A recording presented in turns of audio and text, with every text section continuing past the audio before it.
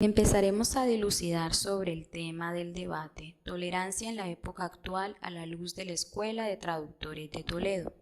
Empezaremos con el ítem información histórica, que corresponde a todo aquello que trata de dar cuenta sobre ese proceso histórico que empezó a desempeñar la Escuela de Traductores de Toledo. Para muchos historiadores, esta escuela no sirve como escuela como tal la conocemos hoy en día. En realidad no era un centro físico, un lugar, sino representaba el conglomerado, conjunto de personas eruditas.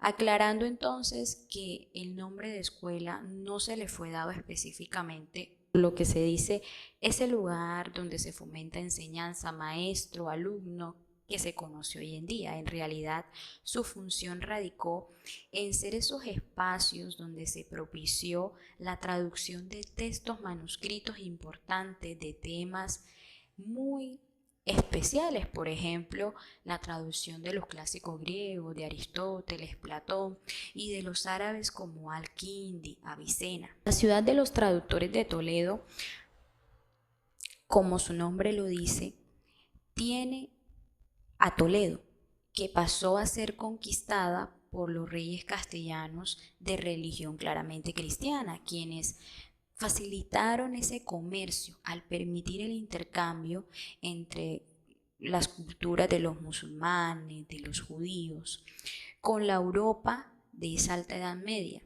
Hacia el siglo XIII, el rey de León fue quien como tal formó lo que hoy conocemos como la llamada Escuela de Traductores de Toledo a través de los obispos y arzobispos. Por ejemplo, Raimundo de Toledo fue uno de esos arzobispos que pues básicamente impulsó a la formación de la Escuela de Traductores.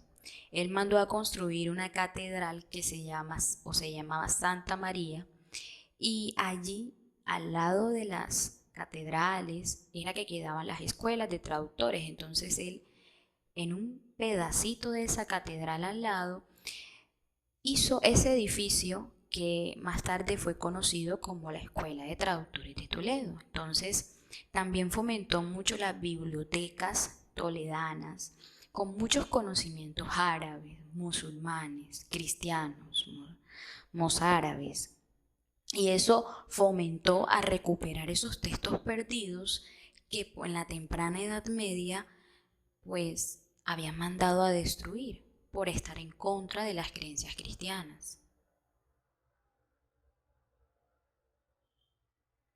Otro de esos personajes importantes en la Escuela de Traductores de Toledo fue Rodolfo de Brujas, quien hacia el más o menos siglo XIII, siglo XII, él fue un traductor de la ciudad de Brujas, que hoy más o menos es Bélgica, pero también fue traductor en Toledo.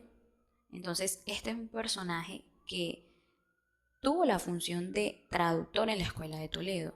Otro personaje es Rodrigo Jiménez de Rada, quien fue arzobispo de la ciudad de Toledo, y él prácticamente ordenaba hacer traducciones a ciertos textos que le convenían a la Iglesia Católica en ese momento. Otro de los personajes es Domingo Gundisalvo, y básicamente él fue un filósofo, pero también fue un traductor toledano. Entonces a él se le atribuyen alrededor como de 20 obras filosóficas que él tradujo del árabe al latín, siendo el latín esa lengua tan marcada en la Alta Edad Media por toda Europa, porque era la lengua de la iglesia cristiana. Entonces él también hace ese traslado del pensamiento platónico y aristotélico que había sido muy bien utilizado por Al-Kindi, Avicena, Al-Farabi y otro de estos personajes que se caracterizaron en la Escuela de Traductores de Toledo es Marcos de Toledo. Él tradujo libros muy importantes de Galeno mediante muchos textos, y, y aún se conoce que muchos textos de origen medicinal pueden adjudicársele a él, porque él dedicó su vida también a esa traducción en materia de la medicina. Otro de esos traductores es Miguel Escoto, quien él tuvo la función de traducir al latín muchas de las obras de Aristóteles y fue importante para la escuela de traductores que apenas empezaba a florecer. Por último, tenemos a Platón de Tívoli. Él tradujo muchas obras, pero del tema matemático, astronómico, también hacia el siglo XII, siglo XIII, que fue la época más que todo de los traductores de Toledo que empezaron a florecer. En segunda instancia, el tema a debatir es qué sucedía dentro de la escuela de traductores de Toledo, qué pasaba allí en ese lugar de cuatro paredes, en qué consistían las traducciones para que se entiendan hoy en la actualidad. Bueno, sucedía que, como les decía, cercano a las catedrales se hacían esos espacios pequeños que servían como casas. Entonces, allí se organizaban las famosas sillas que podemos encontrar por todo el internet, donde nos muestran cómo traducían los textos. Y esas mesas especializadas que tienen como un triángulo donde se ponían los manuscritos. Entonces, ¿cuál era el fin? Copiarlos. Algunos hacían traducciones, otros interpretaciones, pero la idea era liberar ese saber que yacía en esos textos antiguos y clásicos, que debía actualizarse y que no se podía dejar perder. Todo eso lo hacían ¿quiénes?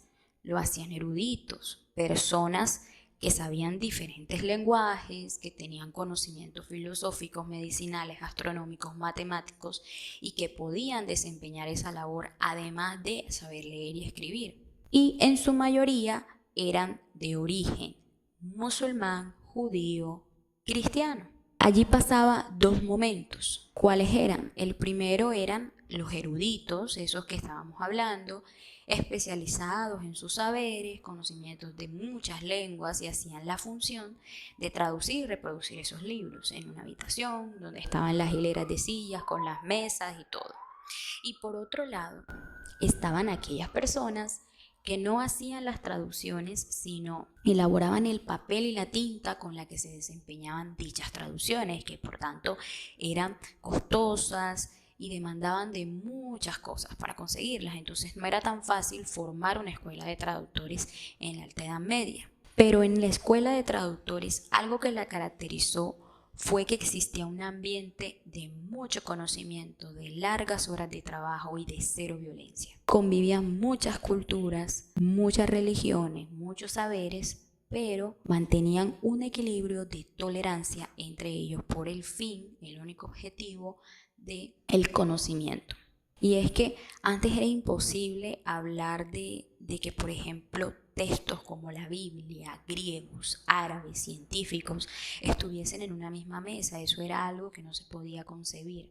Y las traducciones empezaron a organizar eso. ¿Quiénes traducían qué texto? Los que pertenecían al clero, sacerdotes, arzobispos, obispos, traducían del romano al latín. Los judíos se encargaban de la traducción del hebreo al latín. Y también, pues los musulmanes traducían del árabe al castellano. Ese era el proceso que se desempeñaba dentro de la Escuela de Traductores de Toledo. Ahora, eso que venía hablando de la convivencia, de la tolerancia, que es el tema de este punto, ¿quiénes eran los traductores? ¿Quiénes eran ellos? Entonces, como ya venía diciendo, conjunto de personas de diferentes regiones de Europa, culturas, con creencias, idiomas, que se unían con el único propósito de esparcir el conocimiento y de vivenciar la tolerancia entre ellos, en comparación con toda la violencia que se había dado desde la temprana Edad Media y que se daría nuevamente con el tema de las cruzadas. Esto fue como un lugar donde servía como oasis en el desierto. Era el único lugar donde podían estar esas tres culturas, persiguiendo un mismo objetivo sin violentarse entre sí, respetando sus diferencias y comprendiendo el pensamiento que tenían, porque una cultura traducía el pensamiento de otra. Entonces había que respetar al pie de la letra las interpretaciones. Entonces Toledo terminó siendo esa ciudad conocida como la de las tres culturas, la de la cultura cristiana, musulmana y judía.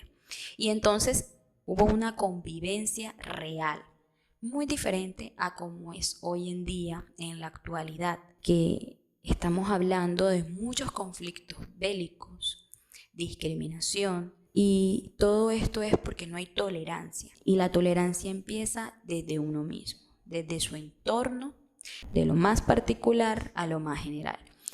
La tarea y la reflexión en torno a esto es: aprende a tolerar a tus semejantes. Aprende a respetar sus ideas sin violentarlas, sin agredirlos físicas o psicológicamente, porque las ideas no representan a la persona. Eso nos enseña como ciudadanos de este nuevo mundo que en el pasado sí se pudo hacer esto. Entonces, la tarea del presente no es imposible. El ser humano sabe que aquello que pudo hacer se puede volver a repetir. La tarea es esa: ubicarse en el presente y tolerar todas las diferencias que tenemos, porque el ser humano tiene eso, es demasiado diferente, es único. Entonces, aprender a respetar eso y trabajar por un fin común es lo que le va a permitir no solo encontrar el conocimiento, sino cuidarlo y protegerlo.